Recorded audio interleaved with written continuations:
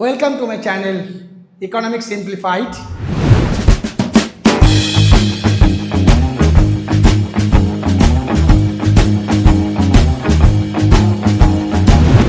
আজকের ভিডিও শুরু করা যাক। আজকের টপিকস সাপ্লাই মানে ফ্যাক্টরস রিলেটেড টু সাপ্লাই, অর্থাৎ এটাকেই আমরা অন্যভাবে ঘুরিয়ে বলা যায় ডিটারমিন্যান্টস অফ সাপ্লাই। যেভাবে আমরা বলে থাকি ডিটারমিন্যান্টস অফ ডিম্যান্ড, অর্থাৎ চাহিদা কোন কোন বিষয়ের উপর নির্ভর করে, যেমন পড়েছিলাম। সিমিলারলি এখানেও আমরা পড়ব যে সাপ্লাই বা যোগান কোন কোন বিষয়ের উপর নির্ভর করে, on what factors does the supply depends. এখানে কিছু নোটেশন আমরা ইউজ করেছি, যেমন আমরা এসএসকে লিখেছি আমরা supply of x commodity, Sx is equal to supply of X goods. Similarly, Px is the owned price of the X goods, Pr price of the related goods,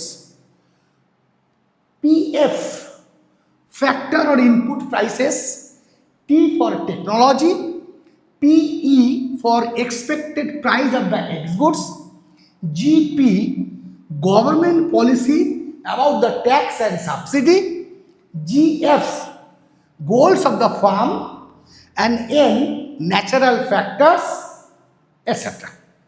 এখন তোমরা একটু confuse হয়ে যাও, আমি প্রথমেই বলে রাখি এই যে আমরা নোটেশন ইউজ করেছি এটার কোনো বাধা ধরার নিয়ম নেই।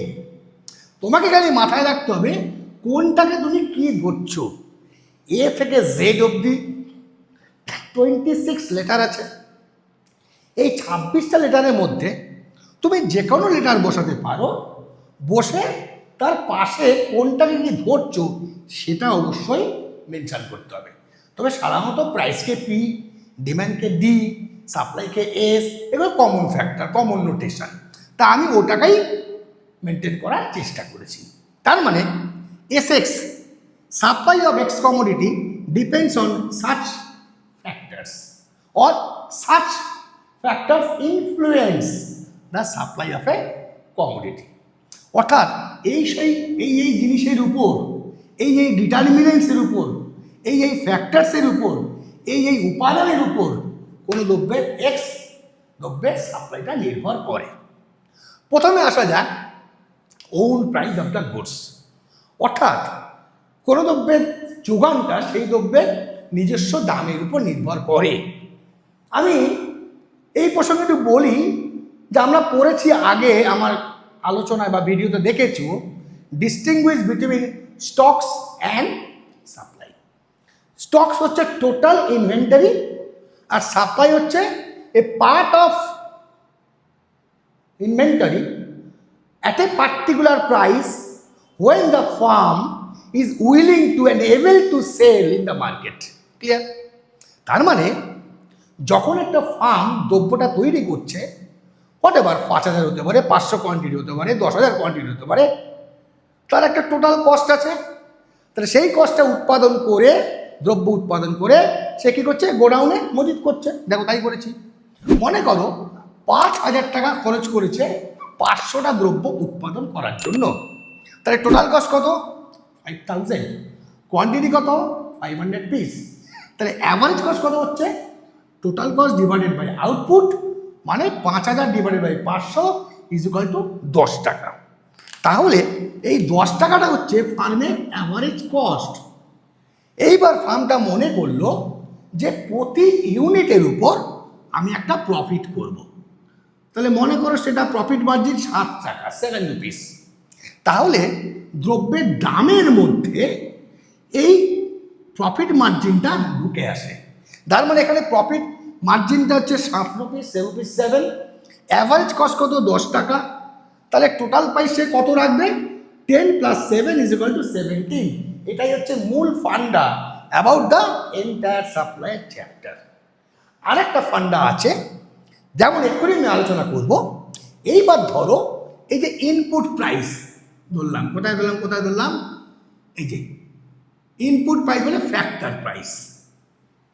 যেমন ধরো এই যে তৈরি করার জন্য 5,000 টাকা খরচ হয়েছিল এবং আমার অ্যাভারেজ কস্ট ছিল 10 টাকা, এখন জিনিসপত্রের দাম মানে ফ্যাক্টরস বেড়ে গেছে, হতেই পারে।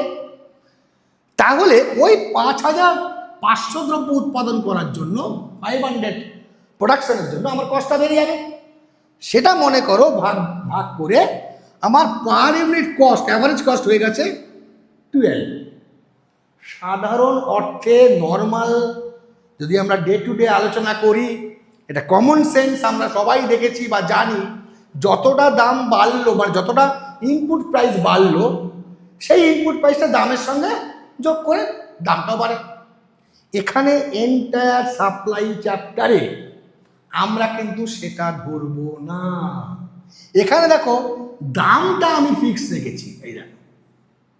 তার মানে যখন দ্রব্যের ইউনিট প্রাইসটা বেড়ে গেল, কস্টিং প্রাইস, তাহলে 12 টাকা, দ্রব্যের দাম তো বাবা 17 টাকা, এটা তো বাড়াবো না। আমি এন্টার চ্যাপ্টারে এটাই তোমাকে মূল ব্যাপার যেটা আমি কনসেন্ট্রেট করতে চাইছি। তাহলে 17 টাকা, এখনো 17 টাকা, তাহলে প্রফিট মার্জিন কত? আগে ছিল 7, এখন কত হবে? 5। কারণ 12, 17 মাইনাস 12 ইজ ইকুয়াল টু 5 টাকা। তাহলে প্রফিট পার্সেন্টেজটা বা প্রফিটের পরিমাণটা কমে গেল।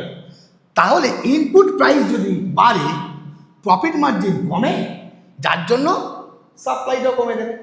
অর্থাৎ দ্রব্যের দাম একই অবস্থায়, প্রফিট মার্জিন যেহেতু কমে গেছে, তাই সাপ্লাইটা কমিয়ে দেবে। আবার যদি ইনপুট প্রাইসটা কমে যায়, তাহলে কি হবে? প্রফিট মার্জিনটা বাড়বে, তাহলে আমার সেম প্রাইসে সাপ্লাইটা বাড়িয়ে দেবে। ক্লিয়ার? এইভাবে ইনপুট প্রাইস ভ্যারিয়েশনের মাধ্যমে আমার সাপ্লাইটা এফেক্টেড হবে। এবার আসো price of the related goods. তার মানে ধরো আমি একজন ফার্মার, কৃষক, আমি আমার 1 খণ্ড জমিতে আমি ধান চাষ করছি। এবার ধান চাষ করতে করতে আমি দেখছি যে বাজারে গমের দাম প্রত্যেক বছর বাড়ছে। তাহলে রিলেটেড কমোডিটি কি? ধানের জায়গায় আমি গমও করতে পারি, অন্য কিছু প্রোডাকশন করতে পারি, পাট করতে পারি। তাহলে বিইং এ ফার্মার আমি কি চাইবো? আমি চাইবো ভাই আমার জমিটা আমি আর ধান চাষ করব না। কেন? ধানের পরিবর্তে যদি আমি গম চাষ করি, তাহলে আমার প্রফিটটা বাড়ছে, কারণ গমের দামটা ক্রমশ বাড়ছে মার্কেটে। তাহলে আমি আমার এন্টায়ার রিসোর্সটা ইনস্টেড অফ ধান আমি গম চাষ করব। তার মানে আমার এই কমোডিটির যে রেডি প্রাইসটা মানে গমের দামটা বাড়ার জন্য আমার যে সেইট কমোডিটি মানে আমি যে ধানটা নিয়ে আলোচনা করছি তার সাপ্লাইটা কমে যাবে, কারণ আমি ধান চাষ বদলে গম চাষ করব। তার মানে সেই জায়গা থেকে কি হচ্ছে, যদি সাবস্টিটিউট প্রাইসের দাম বাড়ে অন্যান্য দ্রব্যের রেটেড প্রাইস, তাহলে যে কনসার্ন কমোডিটি যেটা নিয়ে আমি আলোচনা করছি তার দ্রব্যটা বা সাপ্লাইটা কমে যাবে যদি আমার সাবস্টিটিউট যে প্রাইস তার যদি দামটা বাড়ে। ক্লিয়ার? এবার আসো টেকনোলজি। টেকনোলজি মানে হচ্ছে উৎপাদনের কৌশল, কি উৎপাদন পদ্ধতিতে আমি কাজ করছি।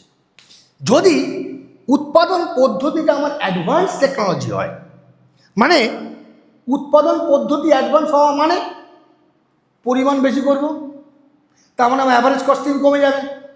অ্যাভারেজ কস্টিং যদি কমে যায়, 10-এর জায়গায় যদি এখন 8 টাকা হয়, দাম যদি 17ই থাকে, প্রফিট মার্জিন বাড়বে। তার মানে অ্যাডভান্স টেকনোলজি যদি ইউজ করা হয়, তাহলে মার্জিন অফ প্রফিট বাড়বে due to increase in production quantity, যার ফলে আমার সাপ্লাইটা বাড়াবো। কেন? আমার প্রফিট মার্জিন বেড়ে গেছে। এই যে দামের সঙ্গে প্রফিট মার্জিন যোগ করে যে দাম নির্ধারণের যে প্রসেস, এই প্রসেসটাকে আমরা বলি ইকোনমিক্সে mark up system. Mark up system. তাহলে আমার টেকনোলজি যদি অ্যাডভান্স হয়, তাহলে আমার কস্ট অফ প্রোডাকশন কমে যাবে, অ্যাভারেজ কস্ট মোর প্রোডাকশন, প্রফিট মার্জিন বেড়ে যাবে, keeping the price as fixed, দাম বাড়ছে না এটা ধরে নিয়ে। তাহলে সেক্ষেত্রে আমার টেকনোলজি আমার এফেক্ট করলো। আবার যদি আমার ব্যাকডেটেড টেকনোলজি ইউজ করি, তাহলে আমার কস্ট অফ প্রোডাকশনটা বেড়ে যাবে, কারণ উৎপাদনের পরিমাণ ব্যাকডেটেড টেকনোলজি ইউজ করলে আমার কম হবে, কিন্তু দাম তো আমার একই আছে 17, তাহলে প্রফিট মার্জিনটা কমে যাবে। এইভাবে টেকনোলজির উপর ডিপেন্ড করে আমার সাপ্লাই অফ কমোডিটি।